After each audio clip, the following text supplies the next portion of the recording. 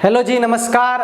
मैं जितेंद्र सैनी एनवीरा education YouTube channel पर आपका हार्दिक स्वागत करता हूं।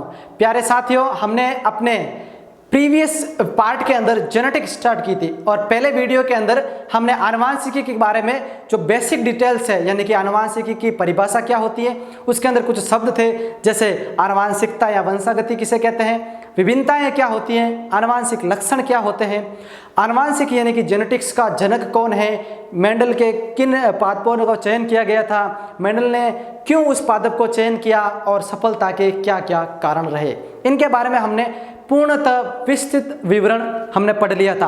और हमने जाना भी था कि एग्जाम के अंदर किस प्रकार के क्वेश्चन पुट होते हैं। हमने जो वीडियो के डिस्क्रिप्शन में आपको हमारे फेसबुक पेज की और इंस्टाग्राम पेज की लिंक दे रखी है, अभी तक आपने उनको ज्वाइन नहीं किया है तो जाके उनको फॉलो करें और हमारे साथ संपर्क बनाए रखें। आज पार्ट 2 के अंदर मैं आपके लिए लेकर आया हूं आनुवांशिकी का दूसरा पार्ट, जिसका नाम है आनुवांशिकी शब्दावली। यानी कि कुछ जेनेटिक्स शब्द होते हैं, उनको अपने का पता होना चाहिए कि इन शब्द का पर्टिकुलर मीनिंग या अर्थ क्या है, और उन्हीं अर्थ को देखकर हम मेंडल द्वारा दिए गए नियमों को आसानी से समझ पाएंगे। और कंपटीशन एग्जाम के अंदर जो क्वेश्चन डायरेक्ट पुट होते हैं वो उन्हीं वर्ड पर आधारित रहते हैं कि इसका पर्टिकुलर मीनिंग यानी कि अर्थ क्या निकलता है। तो देखते हैं, आज अपना टॉपिक है वो है आनुवांशिक शब्दावली। आनुवांशिक शब्दावली यानी कि आनुवांशिकता से संबंधित कुछ न कुछ ऐसे शब्द हैं जिनको अपने को ध्यान में रखना बहुत आवश्यक है, यानी कि उनका शब्द का अर्थ क्या रहेगा। तो सबसे पहला ही अर्थ लेते हैं जीन। क्या लेते हैं? जीन। अब देखो जीन क्या होता है। जीन के लिए एक ही काम याद रखना है कि आपने हमेशा ये देखा है कि इसका जीन इसके अंदर, इसका जीन इसके अंदर, जीनों का बदलाव, जीनों के कार्य के, जीनों के अंदर पाए जाने वाले अनेक प्रकार के लक्षण, जीन प्रारूप क्या होते हैं। जीन शब्द आपने सुना होगा। अब ये जीन होता क्या है? तो साथियों देखो, जीन क्या होता है, किसी भी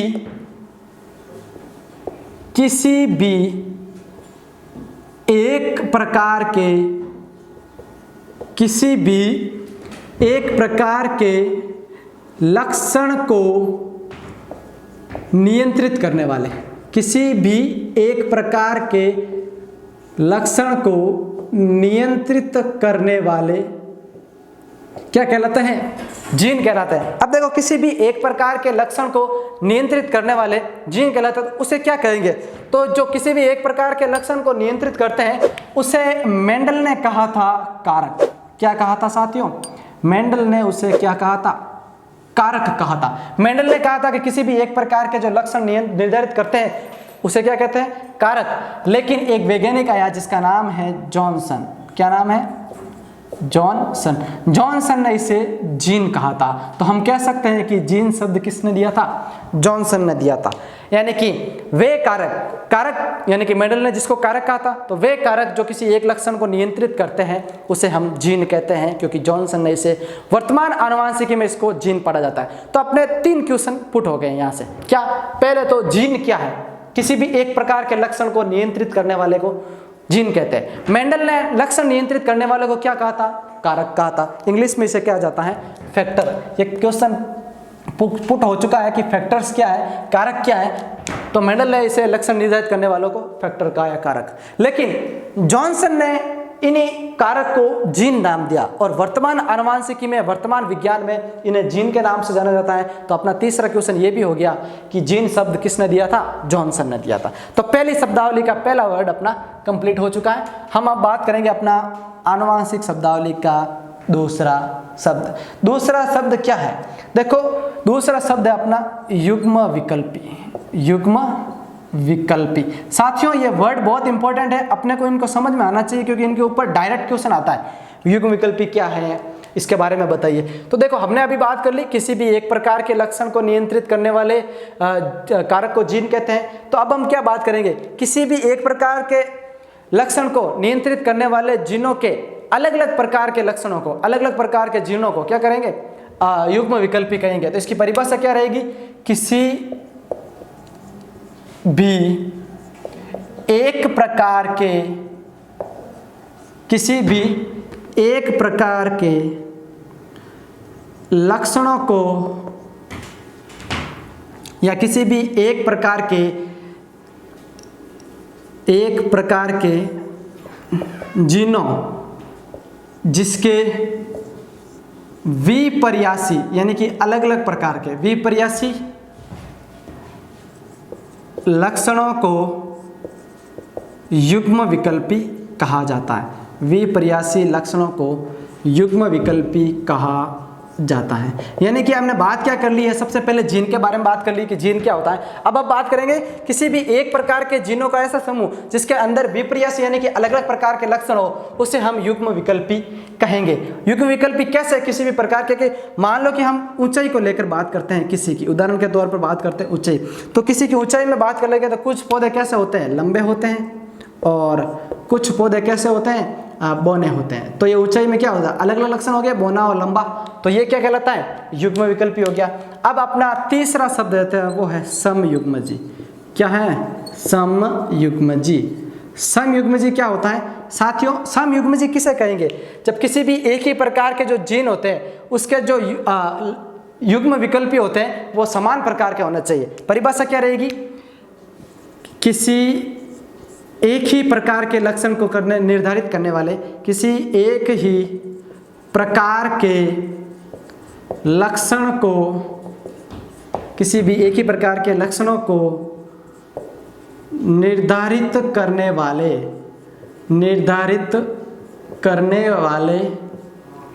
किसी एक ही प्रकार के लक्षणों को निर्धारित करने वाले युग्म विकल्पी समान प्रकार के हो। समान प्रकार के होने का मतलब है कि अब हम बात करेंगे कि एक ऐसा युग्म विकल्पी हो जिसमें एक ही प्रकार के लक्षण हो और वो समान प्रकार के हो। कैसे, उदाहरण बात करेंगे, मान लो ऊंचाई को लेकर बात कर लेंगे तो यहाँ पर लिखा है टी, मतलब कि सभी लंबे या शुद्ध लंबे, और स्मॉल टी यानी कि शुद्ध बौने, तो सभी प्रकार के बौने और शुद्ध बौने, ये तो होता है एक ही प्रकार का। अब अपना चौथा वर्ड रहता है आनुवांशिक शब्दावली का, वो है विषम युग्मजी। विषम युग्मजी।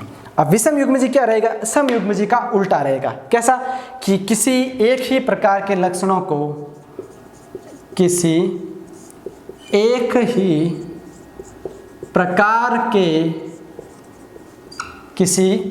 ही प्रकार के लक्षणों को निर्धारित करने वाले, किसी भी एक ही प्रकार के लक्षणों को निर्धारित करने वाले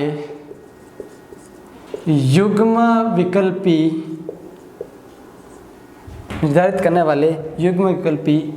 असमान हो, युग्म विकल्पी असमान हो, तो उसे हम क्या कहेंगे, विषम युग्मजी कहेंगे। उदाहरण के लिए बात कर लेते हैं हम कैपिटल टी स्मॉल टी, यानी कि क्या है, युग्म विकल्पी असमान है क्योंकि ये क्या है, लंबे तो है लेकिन अशुद्ध है। या इसमें बात कर लेते हैं स्मॉल टी कैपिटल टी, ये भी बात हो जाएगी, स्मॉल टी कैपिटल टी, इस प्रकार की बात हो जाएगी। तो इस प्रकार को क्या बोलेंगे, विषम युग्मजी, क्योंकि सभी प्रकार के जो लक्षणों को निर्धारित करने वाले जीन होंगे वो क्या होता है, युग्म विकल्पी, वो समान नहीं होते हैं, असमान होते हैं। ये कुछ 4 पॉइंट थे आनुवांशिक शब्दावली के, और आगे शब्दावली के पॉइंट देखते हैं हम, जो मुख्य रूप से मेंडल के नियमों में अपने लिए उपयोगी रहेंगे, क्योंकि इन नियमों के आधार पर ही हम मेंडल के नियमों के बारे में, उसके रिजल्ट को, उसके प्रथम पीढ़ी के उत्पाद को, और उसके जो रिजल्ट के तौर पर आज की साइंस टिकी हुई है, यानी कि आज के जो भी जेनेटिक लक्षण है या किसी के लक्षण प्रारूप या जीन प्रारूप या किसी भी प्रकार की संरचना का अध्ययन समझ सकते हैं। तो अपना अगला नेक्स्ट रहेगा, वो क्या रहेगा,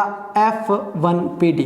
अब नेक्स्ट शब्दावली का अगला शब्द है F1PD, किसे कहते हैं। तो देखो F1PD क्या होती है, F1PD उसे कहते हैं कि जब जनक पीढ़ी मतलब कि पेरेंटल पीढ़ी, अभी बात करेंगे जनक पीढ़ी क्या होती है, जनक पीढ़ी के संकरण से प्राप्त प्रथम पीढ़ी को F1PD या फर्स्ट फिलाइल जनरेशन कहा जाता है। F1PD कहा जाता है। F1PD किसे कहेंगे, जब जनक पीढ़ी के संकरण से प्राप्त प्रथम पीढ़ी को F1PD कहा जाता है। नेक्स्ट अपना 6 नंबर शब्द रहेगा, वो रहेगा F2PD। अब F2PD क्या है, क्योंकि ये दोनों है जो मेंडल के नियम में अपने लिए उपयोगी है। तो F2PD मतलब कि F1PD के संकरण से प्राप्त, यानी कि F1PD के संकरण से प्राप्त, यानी कि प्रथम पीढ़ी से संकरण से प्राप्त पीढ़ी को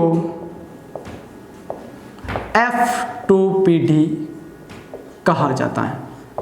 F2PD कहा जाता है, यानी कि जब F1PD के जनकों के मध्य या उत्पादों के मध्य संकरण कराया जाएगा तो उससे प्राप्त होने वाली जो दूसरी पीढ़ी होगी उसे F2PD कहते हैं। अपना अगला रहेगा आनुवांशिक शब्दावली का शब्द, उसका नाम है एक संकर संकरण। एक संकर संकरण। अब देखो एक संकर संकरण क्या होता है। एक संकर संकरण किसे कहेंगे कि जब एक ही प्रकार के, जब एक समय में एक ही प्रकार के, जब एक समय में एक ही प्रकार के लक्षणों की, जब एक समय में एक ही प्रकार के लक्षणों की वंशागति का,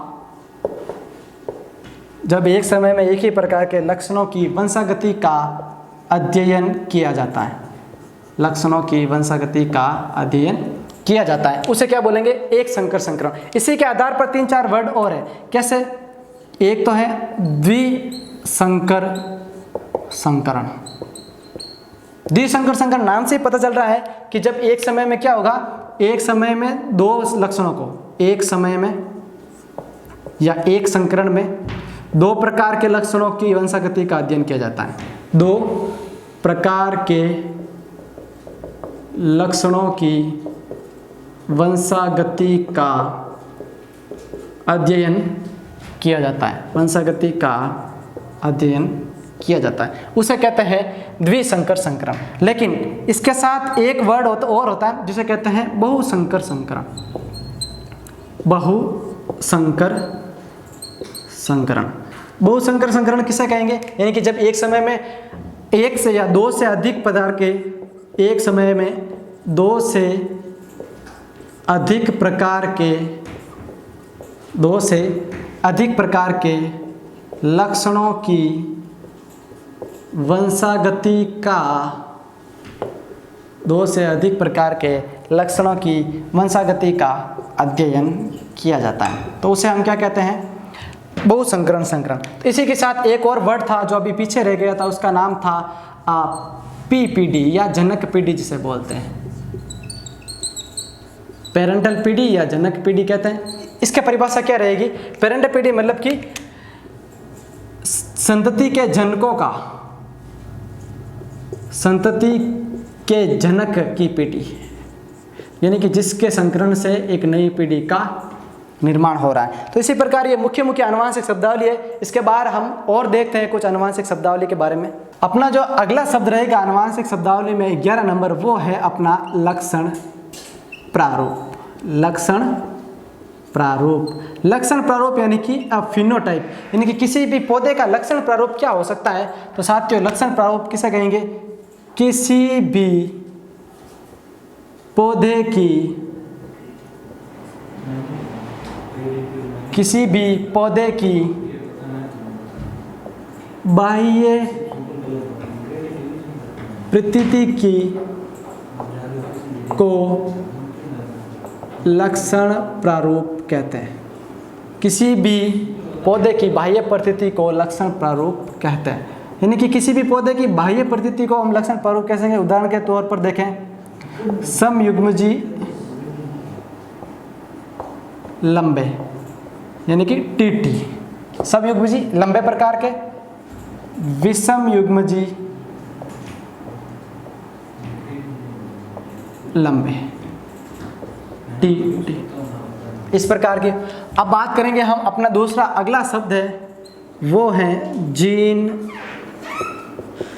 प्रारूप, जीनोटाइप। जीन प्रारूप क्या होता है, देखो किसी भी पौधे की बाह्य प्रतीति को हम लक्षण प्रारूप कह देंगे। जीन प्रारूप मतलब कि उसकी आनुवांशिकी रचना को हम जीन प्रारूप कहेंगे। तो किसी भी पौधे की, किसी भी पौधे की जीनीय या आनुवांशिक की रचना को, जीनीय या आनुवांशिकी रचना को जीन प्रारूप कहते हैं, जीन प्रारूप कहते हैं। तो ये तो हो गया लक्षण प्रारूप और जीन प्रारूप के बाद में। अपना अगला और लेते हैं, एक और है आनुवांशिक शब्दावली का शब्द 13 नंबर, उसका नाम है प्रभावी लक्षण। प्रभावी लक्षण, प्रभावी लक्षण किसे कहेंगे? यानी कि जो अपना प्रभाव दिखाएंगे उसे ही हम प्रभावी कह सकते हैं। फॉर एग्जांपल्स, किसी भी पौधे के अंदर जो लक्षण है, जो हर पीढ़ी में अपना एक ना एक प्रभाव दिखा रहा है, अपना लक्षण प्रकट कर रहे हैं, उसे हम प्रभावी कहेंगे। तो इसकी परिभाषा क्या हो जाती है, देखें। प्रभावी लक्षण के बारे में, जब पौधों का संकरण कराया जाए, जब पौधों का संकरण कराया जाता है तो वह लक्षण जो अपने आप को, पौधों का संकरण कराया जाता है तो वह लक्षण जो अपने आप को प्रथम पीढ़ी, अभी इसके बारे में हमने चर्चा की थी। प्रथम पीढ़ी मतलब कि F1 पीढ़ी, जो अपने आप को प्रथम पीढ़ी या F1 पीढ़ी में अभिव्यक्त करते हैं, F1 पीढ़ी में अभिव्यक्त करते हैं, प्रभावी लक्षण कहलाते हैं। अपने आप को अभिव्यक्त करते हैं, प्रभावी लक्षण कहलाते हैं। अब नेक्स्ट वर्ड है वो है अपना अप्रभावी लक्षण। अप्रभावी लक्षण, नेक्स्ट वर्ड ये है अप्रभावी लक्षण। अब प्रभावी लक्षण क्या था कि वे लक्षण जो प्रथम पीढ़ी में अपने आप को अभिव्यक्त कर देते हैं। तो अप्रभावी क्या रहेगा, जो प्रथम पीढ़ी में अपने आप को अभिव्यक्त नहीं कर पाते। तो परिभाषा रहेगी कि जब पौधों का संकरण कराया जाए, जब पौधों का मतलब कि जनक का संकरण कराया जाए, संकरण कराया जाता है, तो जब पौधों का संकरण कराया जाता है तो वे लक्षण जो अपने आप को, यानी कि वे लक्षण जो अपने आप को प्रथम पीढ़ी में अभिव्यक्त नहीं कर पाते, F1 पीढ़ी में अभिव्यक्त नहीं कर पाते, यानी कि अपने आप को प्रथम पीढ़ी के अंदर वो प्रदर्शित नहीं कर पाते, उसे हम कहते हैं अप्रभावी लक्षण। तो इस प्रकार हमने प्रभावी लक्षण और अप्रभावी लक्षण के शब्दावली को भी जाना। अब अपना जो अगला वर्ड होता है वो होता है एक संकर अनुपात। एक संकर अनुपात, एक संकर अनुपात किसे कहेंगे? इससे पहले हमने बात करी थी एक संकर संकरण की। तो जब संकरण का अनुपात, जब संकरण का अनुपात एक संकर संकरण से प्राप्त हो, जब संकरण का अनुपात एक संकर संकरण से प्राप्त हो, जब संकरण का अनुपात एक संकर संकरण से प्राप्त हो तो उसे क्या बोलेंगे? एक संकरण अनुपात बोलेंगे। और नेक्स्ट है द्विसंकर अनुपात।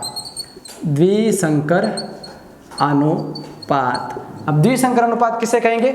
यानी कि जब संकरण का अनुपात द्विसंकर संकरण से प्राप्त हो तो द्विसंकर संकरण से प्राप्त अनुपात, द्विसंकर संकरण से प्राप्त अनुपात। तो इस प्रकार ये मुख्य अपने जो आनुवांशिक शब्दावली थी जिसके बारे में हमने डिस्कस कर लिया है।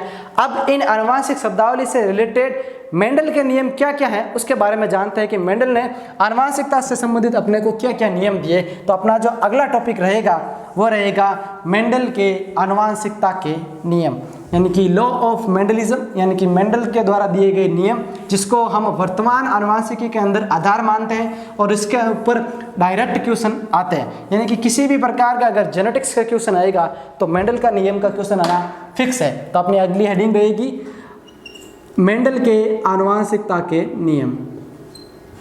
मेंडल के आनुवांशिकता के नियम, यानी कि मेंडल ने क्या क्या नियम दिए आनुवांशिकी के अंदर, जिसको आज का आधुनिक यानी कि वर्तमान विज्ञान इसको फॉलो करता है। तो मेंडल ने मुख्यतः अपने मटर के ऊपर जो प्रयोग किया था उसको रिवाइज कर लेते हैं एक बार कि मेंडल ने क्या क्या किया था। यहाँ देखें, मेंडल ने मटर यानी कि पायसम सटाइवम मटर के पौधे के ऊपर रिसर्च किया था। क्या किया था? मटर के पौधे के ऊपर 7 वर्षों तक रिसर्च किया था, क्योंकि ये 1 वर्षीय पादप था, ठीक है। अनेक पीढ़ियों का इसने अध्ययन आसानी से किया जा सकता था, इसलिए उन्होंने मटर के पौधे को चयन किया था। इसके बारे में हमने अभी बात कर ली है। तो उन्होंने क्या क्या नियम दिया अपने प्रयोगों के आधार पर? मेंडल ने अपना पहला नियम दिया था प्रभाविता का नियम। प्रभाविता का नियम मेंडल का पहला नियम है, लॉ ऑफ डोमिनेंस, प्रभाविता का नियम। उन्होंने दूसरा नियम दिया था अपना मुख्य रूप से जिसे कहते हैं पृथक्करण या युग्मकों की पृथक्करण या युग्मकों की शुद्धता का नियम। पृथक्करण या युग्मकों की शुद्धता का नियम। और तीसरा मेंडल ने नियम दिया था स्वतंत्र अपव्यूहन का नियम। स्वतंत्र अपव्यूहन का नियम। तो ये 3 नियम दिए थे मेंडल ने अपने प्रयोगों के आधार पर, और इन 3 नियमों के ऊपर आज की वर्तमान जेनेटिक्स डिपेंड करती है। तो आइए हम पहले एक एक करके इन नियमों के बारे में जानते हैं। सबसे पहले नियम के बारे में जानते हैं प्रभाविता का नियम। प्रभाविता का नियम, मेंडल का प्रभाविता का नियम क्या कहता है और इसके ऊपर क्वेश्चन कैसे आता है? तो देखो, मेंडल का प्रभाविता का नियम ये कहता है कि नाम से पता चलता है कि जो लक्षण प्रभावित होंगे वही अभिव्यक्त होंगे और जो प्रभावित नहीं होंगे वो अभिव्यक्त नहीं होंगे। बात यही कह रहा है, लेकिन इसके कुछ फैक्ट याद रखते हैं। पहला फैक्ट यह है कि यह नियम एक संकरण पर आधारित है। यह नियम एक संकरण पर आधारित है, यानी कि ये नियम है जो एक संकरण पर आधारित है। मतलब क्या है इसका एक संकरण का? कि एक संकरण का मतलब है कि एक समय में एक ही जीन के लक्षणों की वंशागति का अध्ययन किया जाएगा। एक ही लक्षण के वंशागति का अध्ययन किया जाएगा एक टाइम में, एक ही प्रकार के। अब ये नियम क्या कहता है? ये नियम कहता है कि जब 2 विपर्यासी लक्षणों वाले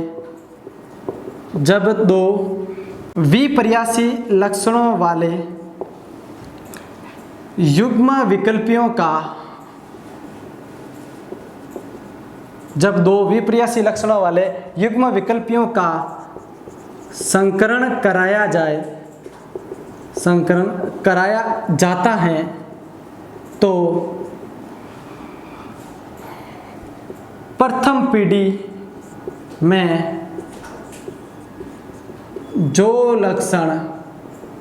पीढ़ी में जो लक्षण अपने आप को अभिव्यक्त कर पाते हैं, यानी कि जब 2 विपर्यासी लक्षणों वाले युग्म विकल्पियों का आपस में संकरण कराया जाता है तो प्रथम पीढ़ी में जो लक्षण अपने आप को अभिव्यक्त कर पाते हैं उन्हें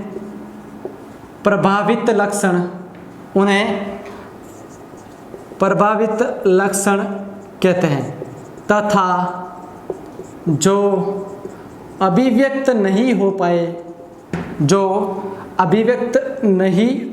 पाए वे अप्रभावी लक्षण कहलाते हैं। यानी कि उन्हें हम क्या कहेंगे? अप्रभावी लक्षण कहेंगे। अब मेंडल ने प्रभाविता का नियम क्या दिया? क्योंकि उन्होंने कहा था अलग अलग लक्षणों वाले जब युग्म विकल्पियों का संकरण कराया जाएगा तो प्रथम पीढ़ी में जो लक्षण अपने आप को प्रभावित यानी कि अभिव्यक्त करेंगे उन्हें प्रभावित लक्षण, और जो अभिव्यक्त नहीं करेंगे उसे अप्रभावित लक्षण कहेंगे। तो इस प्रकार पर प्रभाविता का नियम ऐसे काम करता है। अब इसके ऊपर क्या हम मेंडल ने ऐसा प्रयोग कैसे किया? मेंडल ने उदाहरण के तौर पर क्या लिया? मेंडल ने उदाहरण के तौर पर लिया समयुग्मजी लंबे मटर के पौधे तथा समयुग्मजी बोने पौधों को लिया। यानी कि मेंडल ने क्या किया? समयुग्मजी लंबे और समयुग्मजी बोने का संकरण कराया, समयुग्मजी लंबे और समयुग्मजी बोने का संकरण कराया, तो यह पाया कि प्रथम पीढ़ी में सभी पौधे 100% सभी पौधे लंबे प्राप्त हुए। इस प्रकार मेंडल का नियम काम किया। कैसे लेते हैं समयुग्मजी लंबे को, ये लो समयुग्मजी लंबे, और ये लेते हैं समयुग्मजी बोने, ये लो समयुग्मजी बोने। ये समयुग्मजी लंबे है, यहाँ पे लिख देते हैं लंबे, और ये हैं बोने। अब इनका संकरण कराया क्रॉस, तो इसका एक युग्मक, इसका भी एक युग्मक, इसका संकरण कराया जाएगा, तो प्रथम पीढ़ी ये प्राप्त हुई, प्रथम पीढ़ी में ये दोनों प्राप्त हुए, तो इसके अंदर क्या प्राप्त हुए, सभी लंबे प्राप्त हुए, 100% सभी पौधे लंबे प्राप्त हुए। तो इसके अंदर क्या हुआ कि जो ये लक्षण है वो अपने आप को अभिव्यक्त करता है लंबाई के रूप में, तो लक्षण प्रभावी रहेगा। ये कहलाती है अपनी F1 पीढ़ी, ये कहलाती है अपनी P पीढ़ी या P जनरेशन, यानी कि पेरेंटल जनरेशन। तो इसके ऊपर ये सिद्धांत क्या काम करता है कि इसके ऊपर कंपटीशन में ऐसा क्वेश्चन आता है कि जब मेंडल का प्रभाविता के नियम के तौर पर F1 पीढ़ी के अंदर कौन से पौधे प्राप्त हुए, तो सभी लंबे पौधे, 100% पौधे प्राप्त हुए थे। ठीक है, फिर ये क्वेश्चन और आता है कि प्रभाविता का नियम किस संकरण पर आधारित है, एक संकरण पर आधारित है। प्रभाविता का नियम की वंशागति में एक लक्षण की वंशागति का अध्ययन किया जाता है। प्रभावित लक्षण किसे कहेंगे, जो अपने आप को पहली पीढ़ी के अंदर प्रभावित या अपने लक्षणों को प्रकट कर पाते हैं, उससे प्रभावित लक्षण कहते हैं। तो इस प्रकार मेंडल का पहला नियम आज हमने पढ़ लिया है। हम अपने प्रीवियस वीडियो के अंदर जो मेंडलिज्म की धारणाएं स्टार्ट की थी, कैसे मटर का पौधे का चयन किया और आगे बढ़ती गई आनुवांशिक शब्दावली से होते हुए आज हमने मेंडल का प्रथम नियम का विवरण कर लिया है। इस वीडियो को आप पूरा देखें। डिस्क्रिप्शन के अंदर जो हमारे फेसबुक पेज और इंस्टाग्राम पेज का लिंक दिया गया है, वहां पर जाकर हमें फॉलो करें, चैनल को सब्सक्राइब करें और अपने साथियों के साथ ज़्यादा मात्रा में शेयर करें। धन्यवाद।